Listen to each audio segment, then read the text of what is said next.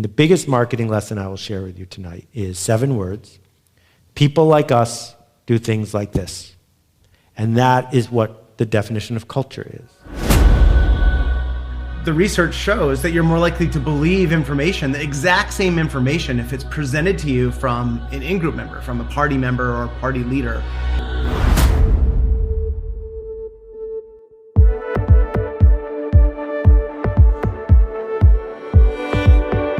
Seth Godin says, people like us do things like this.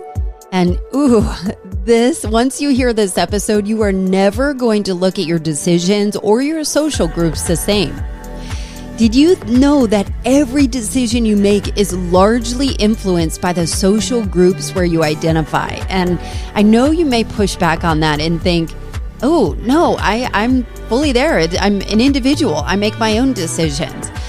But I want to challenge you for a second, and you'll see why as we unfold this episode and this conversation. But think of the monikers you might personally call yourself: wife, dad, entrepreneur, employee, boss, Republican, CrossFitter, horror movie lover, doctor, Christmas nut, Yankees fan, cosplayer, Pinterest mom, immigrant, Christian, that weird kid from down the street, queer, anti-vaxxer, Texan, cigar aficionado. You can insert whatever name that might fit you in the broadest spectrum. But I want you to take some of those things that you think about and kind of suspend it in your mind, and let's continue this conversation. And what I learned is that every single one of these labels has a social construct, a hidden group of rules that help inform how you dress, how you show up, what you believe, who you hang out with, who you like, and who you hate, and really defines a culture. And you can see this in real life when you think about the person you show up to at work has a different kind of coding and a different kind of code of ethics, or not code of ethics, but like rules and ways that you show up is going to be different from the mom you are at home. So I wanted to see how deep our social identities went, and especially in the political landscape that has literally divided our families, divided our communities, it's divided our country in the US. So is there hope for us?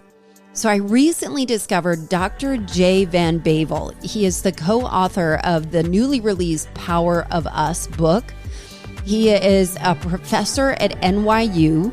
He's a columnist for Science magazine who has dedicated his life's work to researching social identities and what it means to us individually and to society.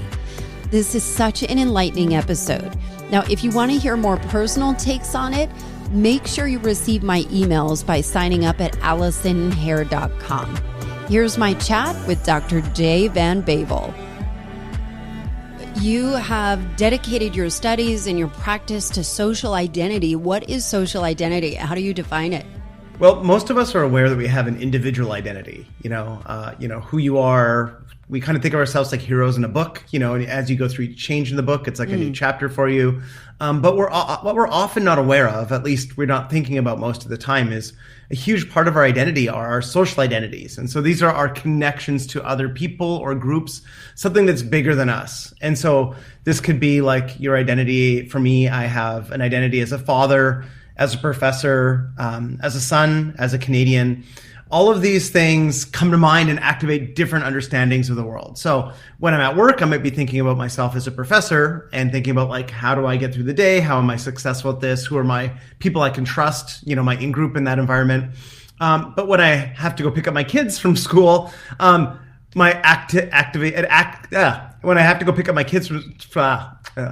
to go pick up my kids from school, it activates my identity as a father. And when I'm a father, all I'm thinking about is like, how to entertain my kids, how to get them home, what they want for dinner. And they really don't care at all about my work. And I'm not even thinking about my work or my other identities at all. So it's like a code of conduct. We shift back and forth. Yeah, it's like a code of conduct that is there. And so one of the things I was thinking about is Seth Godin always talks about people like us do things like this. And almost like code switching is how I imagine that you're describing this. And one of the things, so you just released a book called The Power of Us, and I'm about halfway through it. I can't put it down. Like, it is so gripping. It's so fascinating. And what is so poignant, and I imagine you're probably asked a lot about this, is political partisanship and the political affiliation. And you had written in it, when social, I'll quote, can I quote it? Of course, you can quote away. All right. When social identities are at stake, the power of factual info is diluted, especially when the info comes from the other side. This is a really poignant time to talk about that. Is there any hope for us? There's always hope. I mean, I'm an optimist. So I'll say maybe a few things. One is that although we contain multitudes, we have lots of identities. In America, one of the big ones, and it's getting bigger and bigger for most of us, is our political identity, which party or leader we align with. And you can see this in people's social media bios. They're more and more likely over the last few years to mention a political identity than another type of identity. And so that means it's dominating the way they think about the world, what news they tune into and read, who they trust, and what they believe. And so the research shows that you're more likely to believe information, the exact same information, if it's presented to you from an in-group member, from a party member or party leader. And you're more likely to distrust it or dismiss it, or just argue against it if it's from somebody from the other side. And so that means, we talk a lot about echo chambers online, but a lot of it is done by people psychologically, that they just discredit information, even if they're exposed to it from somebody they don't trust. So when you're thinking about groups that you belong to, are there, how do our opinions form, and are we in control of any of it? Because it seems like so much of it is, one thing I've heard a lot is social death can sometimes be more scary or greater than physical death. And the need to belong, the need to be associated with whatever group it is, whatever affiliation, how is that impacting our society, and what do we do about it? You've done amazing studies on this, and they're blowing my mind. Yeah, well, the way I think of it is that we have these very old brains that are designed to help us fit in and cooperate. That's our evolutionary advantage compared to every other species. We can't fly, we don't have poison, we don't run very fast, so we would get picked off pretty quickly if we didn't work together. And so what that means is our ancestors are the ones who managed to fit in, and people who didn't fit in died, and they didn't pass on their genes. And so the ancestors of those people are simply not with us. And so groups use this as a tool all the time to regulate norms. We in traditional communities, it's called shunning. If you go to like an Amish community and you don't do the right thing, they shun you, and it's devastating for people. But at our workplace or in our day-to-day, what the research has found is simply being told that no one wants to work with you can drop your IQ by about 15 points. What? Which is, yeah. How does that work? It's because it's so distressing. It's all you can think about. You can't think about the problems that you're facing in front of you, whether they're math problems or other problems at work. And so if you're creating an environment where people constantly are going through this experience of feeling excluded or ostracized or shamed or teased, their capacity to think, their fundamental capacity just to do simple equations in their head or solve problems is dramatically diminished. And so it's fundamental to think about how you create an environment that scratches that itch, that gives people a sense of belonging and inclusion. So how do you, I've been in situations, I'm sure people listening have been in situations where you go in and you're like, do people not like me? And does everybody know? And then all of a sudden it becomes all consuming. How much of that is, you're a psychologist. I wonder how much of it is in our heads or is intuitively based, picking up cues. I don't know how it even comes when there isn't something obvious. You know what I mean? But you just sense that you don't belong. Yeah, I think it's a little bit of both. So a lot of it's in our head. So we're hypersensitive to detect cues of belonging or exclusion because they're so evolutionarily important to us. Mm-hmm. We're always on the lookout for them. So that means we're picking up all kinds of little signals. So this means something like if you are, for example, at a bar trying to meet somebody new, trying to, get a new relationship, you're looking at Are they leaning in when they talk to you? Are they making eye contact? Or are they like closing their arms and leaning away? And we might not even be aware that we're sending out these signals to people. But what research has done is, for example, it looks at interracial interactions. And people who have subtle biases are sending off these behavioral signals all the time. And they might not even be aware that they're doing it because they're focused on what they're saying. And they might not be saying anything, unfair or discriminatory, but their body is sending off a signal that's just like, I'm uncomfortable with you, or I'm not taking you seriously. And the person on the other end is feeling that, and they might not even be able to put their finger on it. They're just like, is this person not vibing with me, or did I do something? And they don't quite know, but they are feeling it. And then if you show that video to somebody like an unbiased person, a third party, they can see the dynamics and they can be measured and studied in the lab. That is so wild that you do that. And you've done all of these studies. One of the things that stood out to me is that political partisanship has a is it true that there's a biological predisposition to be one way or the other? Yeah. So we often think the pinnacle of American politics in most countries is the debates, between the candidates to see who has the better ideas. And we think we're watching a debate to learn who has the better ideas. But what most of the research shows is those debates don't really convince almost anyone. Well, part of the reason is people are super committed to these parties because of their identity. But the other part of the story is that we're biologically predisposed to like a certain party or style of leader. So if you take identical twins raised in the same household, they're far more likely to have the same politics than non-identical twins also raised in the exact same household. And so the reason is because they're genetic clones. They share 100% of their genes. And so they're predisposed to like, certain types of styles of leadership, certain types of people, certain types of policies. And often we're not aware of how much our biology is guiding us towards these preferences. We often think, I read the newspaper and I thought through this. I did my own research and I figured out who I liked. But a lot of it is just predispositions. So how much of critical thinking plays into it, or knowledge or data? Not as much as we would like to think. We think we're using data, but most of us have these other things kind of going on below our awareness that are nudging and guiding us to like certain people and candidates and act in certain ways that we're not even aware of.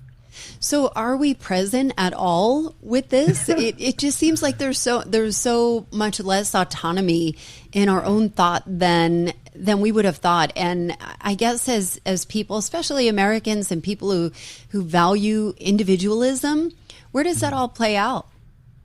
So I do in the book, we try to give people the tools to understand this so that they do have control and they're not just, constantly being influenced by other people in ways that they don't appreciate or don't understand, and that they have more agency to choose which groups they want to belong to. And that they can avoid being, manipulated, but also that if they want to encourage or nudge other people to see the world a different way, that they at least understand how to do that, which is really critical for leaders. If you're trying to create like a healthy environment or cultivate a really exciting, dynamic, successful culture, you have to be thinking about this. In fact, when we talk in our chapter about leadership, we talk about two key components of leadership. One is like mentoring, finding ways to meet people, build out their skills, support them as individuals. But a second piece that often gets ignored is creating a sense of us, creating a shared identity, creating symbols, a narrative about where you're all going and what you all represent.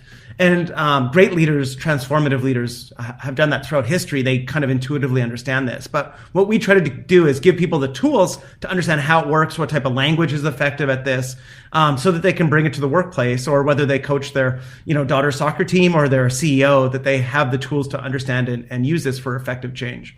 I thought what was interesting is your studies on language and the use of linguistics, specifically around social media, that really emotionally charged words like trust, victim, those things were shared so much more than lesser charged words, and how powerful that is. And I wonder about the art of manipulation, or even cult leadership, which I have my own thoughts about, is specifically around the political world, but it is everywhere. Where is the line? Where is the line there? Yeah, I mean, so some of the tools of effective leadership and creating a sense of common identity can be used for good or bad. And then we're all a little bit sucked into it, right? Because 4 billion people are now on social media.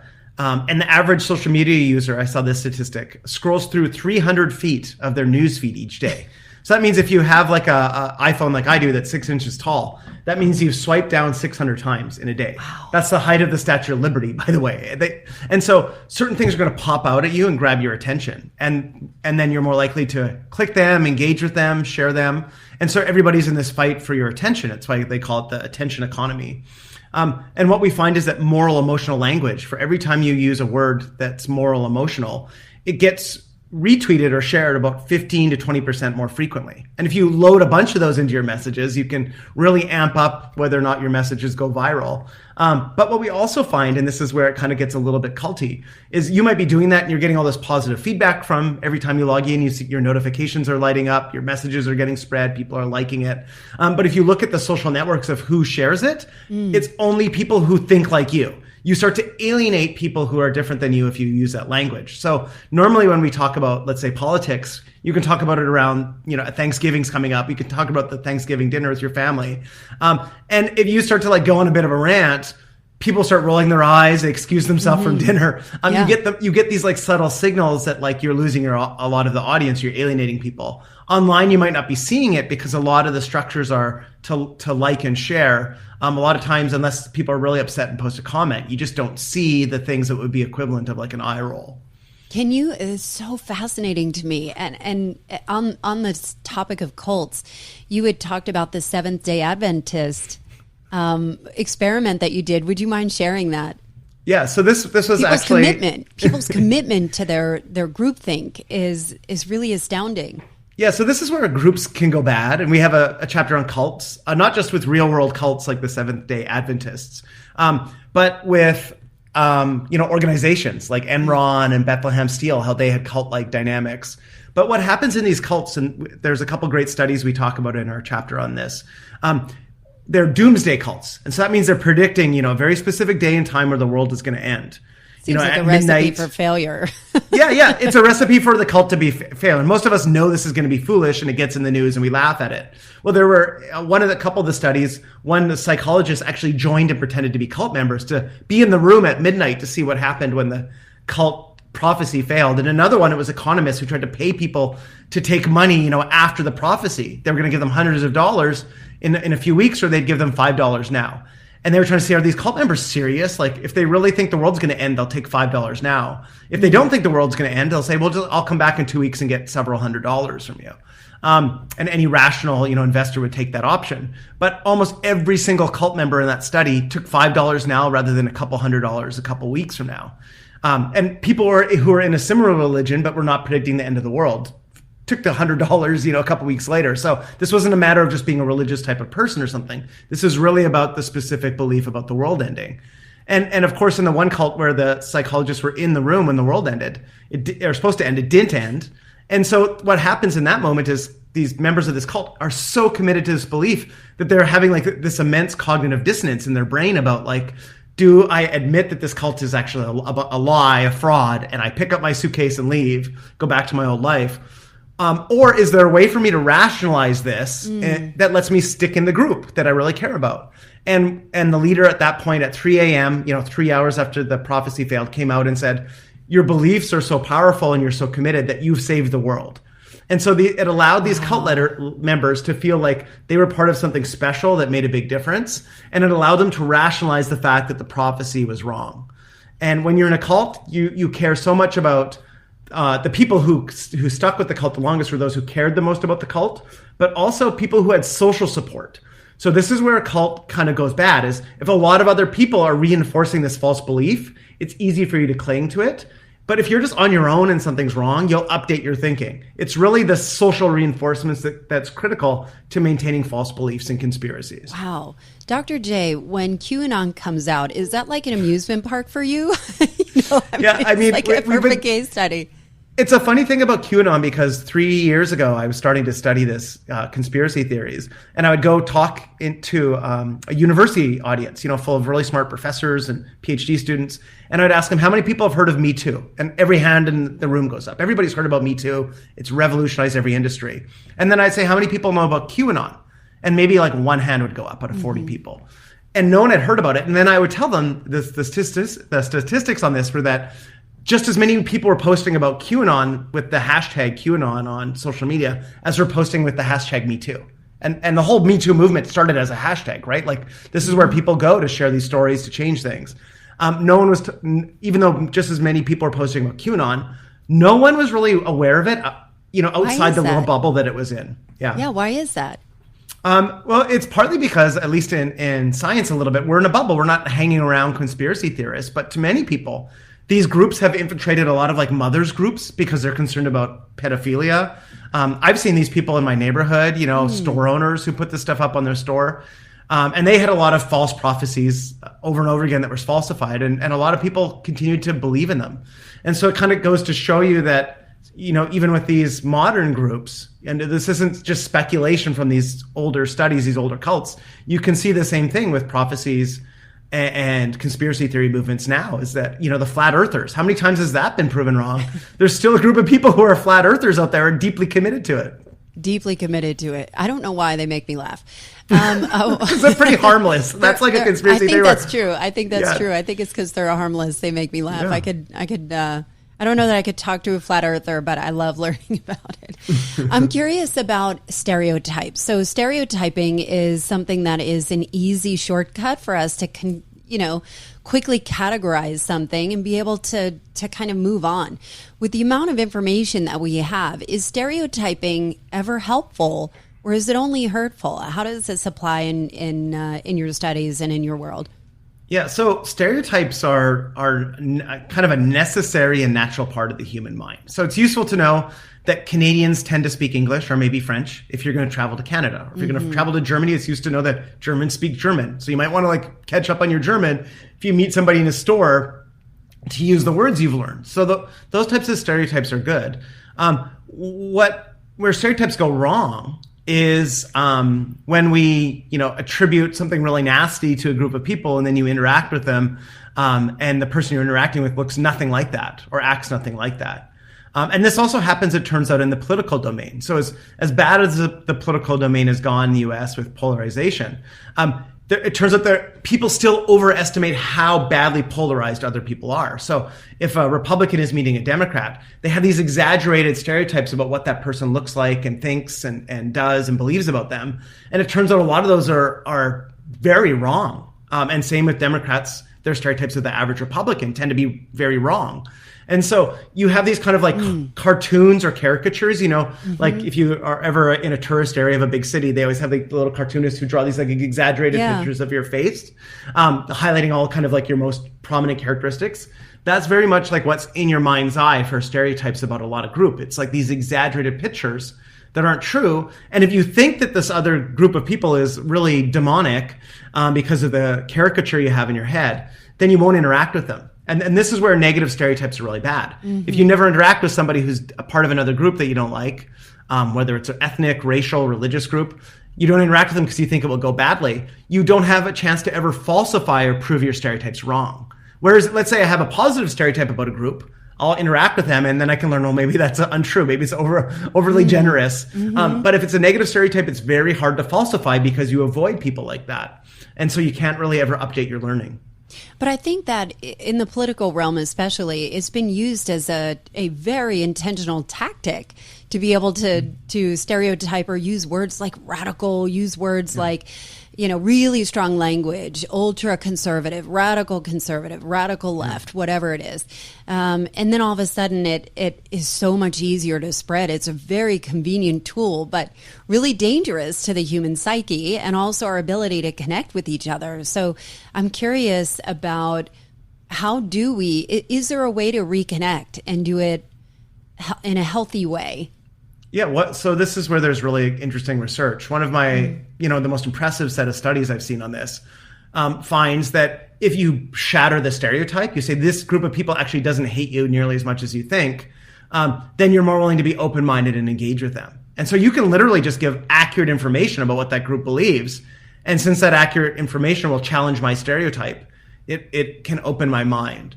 And then you're willing to at least start a conversation. And you might find you have common ground. You can work together on some things. And even though you might disagree on others, being able to find some ground for cooperation is really critical to get most anything done at work or politically or socially. So I think those are the types of things that we need to think more about how to do to kind of grease the conversations between most people. And admittedly, there are people at the extremes. There's those 2 or 3% of people who are really at the extremes, and you might not want to interact with those people, but you have to understand there's 98% of people in the middle to various degrees of difference, and that they often have some common beliefs with you or common ground for interaction. And so, it's like if you ever go to a networking event at a conference, it's the pandemic, but we're kind of coming out of it. One of the first things you do if you meet a new person is to try to find some shared identity. A place you both used to work, a friend you both have in common, a place you both have lived or traveled to. You're trying to find that really quick so that you can find a bond and some shared experience to build a relationship on. And so that's just like a fundamental part of human nature. We're looking for ways to connect. And a lot of times media, and especially social media, these companies profit by fostering division because it makes them money and increases engagement, but it doesn't actually foster the outcomes we care about in society. What of the studies that you had done in preparation for Power of Us, and it sounds like this is kind of your work anyway, your life's work, what surprised you the most? Yeah, I think this was the research I did for my PhD dissertation. And at the time, the whole field was really obsessed with this idea that there's this part of bias or stereotypes or racism that's automatic. And it just kind of, you interact with somebody who's different than you and it automatically activates all these terrible things in your mind about them. And even if you're not trying to do it, it just is like a reflex. Like when you go to the doctor and they tap your knee and your leg kicks out, that your mind gets all these things triggered. And I brought people into the lab in many, many, many studies, and I would put them in mixed race teams. So half their team would be black and half would be white, for example. And what I found over and over again is the moment people are part of a team, and even if it's totally mixed in terms of race, they start feeling positive towards everybody who's part of their team. They start saying, I'd be more interested in being friends with these people. Doesn't matter what their race is. They start remembering these people as individuals and looking past them just as members of groups, but seeing them as individuals. Their brain changes. So we put them in the MRI scanner and we can see what's happening kind of below the hood in terms of their brain, and their emotional systems and their face processing systems are changing. And then we can see what these implicit or automatic types of attitudes that are often thought to, by many people to be partially unconscious also changed and became more positive towards anybody who's part of their in-group. And so this is kind of the key idea that I've been following up, for the last 20 years almost, is this how flexible we are, and we have this capacity to find common ground with people, just as we have a capacity to divide up the world. And so a lot of my research is trying to figure out how are people carving up the world in ways that are harmful, and what can we do to nudge them to kind of put the world back together in a way that's more cohesive and cooperative and harmonious. That is so cool. What an incredible vantage point. Tell us about the stinky clothes experiment. I love this. This is so fun. Okay, so this is a way that we carve up the world. So I said that when you're part of a group, when you have an identity, it changes how you think about the world. What I didn't tell you is it affects how you think about the world in all kinds of ways. So it affects how you, we have studies showing it affects your taste. I'm going to tell you about a great study that was done by another lab looking at how it affects your smell. So they did this study where they had somebody wear a stinky shirt, and they wear a shirt all week long and get it really nice and ripe and stinky by exercising in it, not taking it off. They put it in a sealed plastic bin. And then they brought research participants into the lab, and they had them smell the shirt, which sounds like a really terrible study to be in. Yeah. And they told people they got paid for that. Yeah, I don't remember if they paid them. I sadly have to believe that this was a volunteer study, but maybe they got paid, but certainly not enough, right, to go and just smell a stinky shirt. And they manipulated whether the people thought the shirt was from somebody who is their in-group, a member of their university, or from an out-group, a rival university. And then they had them rate how disgusting the shirt was and all these things. And what happened is when you thought that you were smelling a shirt from an in-group member, it smelled much more aromatically pleasant. I don't think it smelled quite like perfume, but it smelled much better than when it was an out-group member. At that point, you were retching. It was disgusting. It was putrid. And so the exact same shirt, who people think it's from dramatically changes whether or not they like it. And people who have a partner that they love and they're used to doing somebody else's laundry will probably realize this is the same thing. The exact same dirty laundry from your neighbor would probably disgust you. But if it's from a family member, you just do it and it doesn't bug you that much. And so this is part of our nature. The way we carve up the world into groups affects not only who we want to cooperate with, but also just like how we experience the world, how we smell it, how we taste it, how we see it, how we hear it. That is so wild. So I was thinking about, so as I'm reading your book, I keep thinking about that person. We all know this person from high school that refuses to conform with anything. So they might be a contrarian. They might be somebody that they just need to be different at whatever case. Did you do any studies with people like that? Mm-hmm. Yeah. So this was So my co-author Dominic, who helped write the book with me, his research has really looked at dissent. So people who are like comfortable being the devil's advocate. So it's not necessarily cranky people, but it's people who will step up and be cranky. And what he finds is actually very counterintuitive. It goes against what most people expect, which is that the people who are willing to dissent when a group is going bad are actually the people who care most about the group. And that sounds weird, right? Yeah, how so? But the reason is because disagreeing with the group is really hard. And you're worried about, as we said at the very beginning, always getting kicked out of the group and not belonging. And so the only people who are really going to speak up in a meeting and be the devil's advocate or the dissenter are people who are worried, care so much about the group and are worried about it so much that they'll stick their neck out to try to change it before it goes badly. And if you don't have those people, you get in situations of groupthink and conformity that's dangerous. And so there are definitely these people who are just like intrinsically cranks. But I would pay a lot of attention if you run a team or a group or an organization to the people who don't normally dissent, but they are doing it now in a meeting. And that means that they're doing it only because they probably care a lot about it and they think that something bad is going to happen. And so the teams, there's a great study at Google, one of my favorite studies on what predicted team success. And they, Google's great at crunching numbers, and they looked at like personality profiles and styles. They looked at leadership structure, whether it was like vertical or horizontal leadership, or whether people were friends. They went out for drinks after work or just knew each other at work. None of those things predicted group success. The only single thing that predicted group success was psychological safety, which is the opposite of what most people think. Psychological safety it doesn't mean that you can't disagree with people. It means the opposite. It means you can disagree with them and dissent, challenge the status quo, say that the leader's idea is bad, propose an idea no one's ever heard about before, and people will value you, and you get to come back tomorrow and be part of the group, and they don't like disinvite you from drinks after or ignore you at lunch. That's what psychological safety means. And so teams that have a culture of psychological safety create a context where dissent is easy, natural, normal, valued, and helps a group outcompete any other group. That is so cool. And it reminds me of the Enneagram 5. I think it is. I don't know if Enneagram is even anywhere near your studies. But I did want to ask you, and this might be a personal question, as you analyzing this data, interviewing these people, running these labs, how does it affect you personally? Like a lot of the political stuff is really negative. Is it something that lights you up because you love research, or is it something that you need to protect yourself of? This is not, this is so deep in it. How do you kind of guard yourself? Yeah, I mean, it's a little bit easier for me to do it because I'm not a member of, I can't even vote in the US. So I'm not an American citizen. So I have like a little bit of, I'm like a scientist or an anthropologist in a strange land trying to understand it. So that helps. But I will say it's very nasty.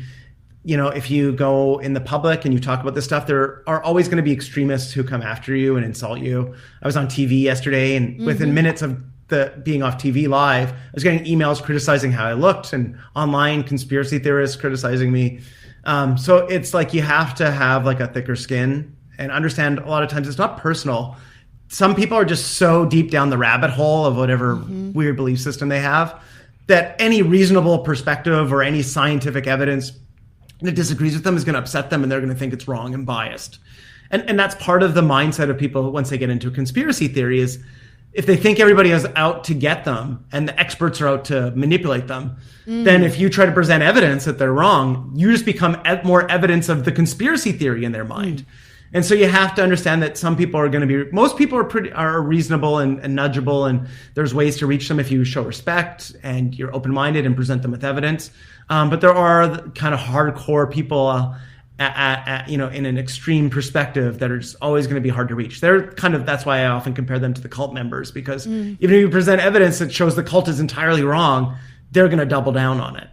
But I thought what was interesting in your book and in your research and data was the studies that you did. Again, I think they were on political sides that, a lot of times people will say, well, if the other side just had this information, everything would be fine. And in your study, the more information, if it was, can you explain it? Because but there's a few different studies we've done on this. So first of all, if you're filtering the world through the lens of your political identity, you're going to be more likely to believe anything that's nasty about the other side, whether it's true or false. And so that can lead you to believe all kinds of false things. And that's true of Democrats and Republicans, we found. But there are some ways to get around it. So there's this really cool study where they showed people scientific evidence from NASA. And if you were talking to somebody else and trying to understand the data, if you could not tell what identity group they were from, you learned from them and got smarter. But if you saw that they were a Democrat and you were a Republican, or vice versa, you didn't learn as much because you didn't want to listen to them and you got defensive. And so that was a really interesting study, because it suggests sometimes, we talk about bring your whole self to work, but there are some types of identities that if you bring them to work, are just under wraps. They're just going to clog up the environment, make it kind of conflictual or toxic, and also harm learning. And so that's a type of identity where it might actually hurt more than it helps. And that's what the research suggests, is when people are really committed to these and they don't want to believe anything from the other side. And so therefore, even when that person presents them with evidence, they don't learn it. Or sometimes the research online, if you follow people from, kind of political leaders from the opposite party, if anything, the research suggests it kind of tends to have a backfire effect, that you actually even can become more entrenched in your beliefs. Yeah, so I think what I'm hearing is it's a bad idea to try and use data in studies to convince somebody else. And I think something that I've personally been trying to work through, and I'm sure a lot of people have felt this way through the past 5 years or so, the political climate, is, I personally think that the reason why we are in such trouble is because we never did talk. We were always taught to never talk about politics, religion, sex, money. Yeah. And those are the four things that are so deeply intrinsic in who we are. And because we never talked about it, we never really understood. But I also think that, again, the backfire, like in a perfect world, we'd be able to have meaningful, respectful conversations, but in some cases it just doesn't make sense to bring it up at Thanksgiving, in some cases to keep the peace. And I wonder if your data supports that or suggests another way. Yeah, so I will say the Thanksgiving piece is true. As the United States has gotten more polarized, most of the polarization is not due to increased love for your own party. Almost all of it's driven by increased hate towards the out group. And so because of that environment that we're in, it's really hard. And so this trickles over to Thanksgiving. So there were some studies on this. And what they find is that if you go to, a Thanksgiving dinner with family who are on the opposite political party as you, you cut out a dinner like 20 to 30 minutes shorter than you would otherwise. Because you don't want to deal with that. And it's so stressful for people that it's not fun. And so it's harming families. There's no question about this. And the other thing, though, of course, is that it doesn't have to be that way. I mean, you can pick your spots. There's cases of, you can often tell, and I find this when I'm on social media, there's some people who are open-minded. They ask questions. They want to understand something deeper. And they might not agree with you, but at least they want to hear your perspective. And if you do that to people, they're going to be more open with you. If you show you're genuinely curious and understanding where they're coming from, then you have a chance to potentially also to influence them. But if you signal right away that, or when I'm dealing with people, they're signaling right away that they're like very closed-minded and rigid and aggressive about this, I often just won't bother. Like, it's not worth my time to argue with someone who's just there because essentially they're a troll. So you can use the one rule from the internet, that's been around with us forever, is don't feed the trolls. If you get a clear signal that someone just is trying to troll you or whatever, and they're not open-minded, then don't waste your time. It's just going to be stressful, and it's probably going to create, if anything, more conflict in your relationship. But for most people, there's an opportunity to bridge gaps of understanding and share empathy and try to understand them and maybe convince them that you probably won't convince them all of their beliefs are wrong, but you might nudge them on some key ones. And so I think it's genuinely still healthier to keep those relationships open and the conversations open, in the hope that if someone, like if you have a family member who's going down a conspiracy theory rabbit hole, you don't want them to get too isolated. You want them to have some connections back to reality, so that when they're ready to be open-minded about something, that they have someone they can talk to, and they don't feel like they have to keep doubling down on that belief, right? Which is what those conspiracy theorists did. Maybe if they had felt they had an off-ramp back into regular society, it would have been easier for them to do that. So what do you know that you wish other people could know? I think so. The way that our book was described to me by someone I sent it to and did a review of it was very much like in the Matrix, where you have the blue pill or the red pill. And once you have the red pill, you kind of see the whole world a different way and you can't unsee it. And so I think the key lesson of our book, and people who've read it kind of communicate this to me, is if they weren't thinking about identity before and how groups and norms work, after reading the book, they understand it. They kind of see the world in a whole new way, and they tell me they can't unsee it after they've read the book. So I think that that's one of the things that any competent leader, especially someone interested in cultural change, if you don't understand how groups and identity and norms work, it's going to be really, really hard to change culture, unless you're just like a total natural. And so I think our group is most useful for those people who are trying to create a culture that is healthy, that values dissent, that values difference, that is inclusive, and that, gives you the tools to be an effective leader in an environment like that. I have to thank you, because since I discovered your work, I have had countless discussions, meaningful discussions with friends over social identities and how impactful it is, how embedded it is in our culture and our decision making. And you're right, you can't unsee it. And for that, I'm really grateful for just having, something so interesting and so relevant for us to talk to, especially now. How can people find you? Thanks, Elson, for the compliment, first of all. I will say the place to find us is our book website, which is powerofus.online. So Power of Us, all one word, all lowercase, .online. And there we have a summary of the book, summary of each of the chapters, links to buy the book. We have a newsletter that people can follow that's free, where every week we kind of break down something in the news and try to make sense of it for people, and link to new studies that are happening if you're interested in kind of like learning more. And the whole framing around the book and the newsletter is it's for people who want to get smarter about groups, or people who want to build smarter groups. And so through that, our contact information is there, all our social media information is there, and we're happy to hear from anybody who finds this work interesting. Well, thank you, Dr. J. So great to have you on. This was so fascinating. Isn't that stinky shirt experiment so crazy? Doesn't it make you question how strongly you feel for and against people, and why it's that way? I love this chat and would love to hear more about where you have noticed that you might have been influenced by the social groups where you belong. As I said at the beginning, you won't be able to unlearn this. And if you'd like to read The Power of Us, which is absolutely fascinating, or connect with Dr. J. Van Bavel, Dr. J. Van Bavel, I need to say that 10 times fast. I've linked everything in the show notes. I've also linked my info in the show notes, because I am dying to hear from you too. Send me a DM, send this to your friends, tell me what you think about it, tell me what you learned, tell me what you didn't agree with, tell me what you want to push back on. I want to hear it all. But sign up for my emails at ALLISON'S.com. And hey, I'm glad you belong here with me, at least for this time.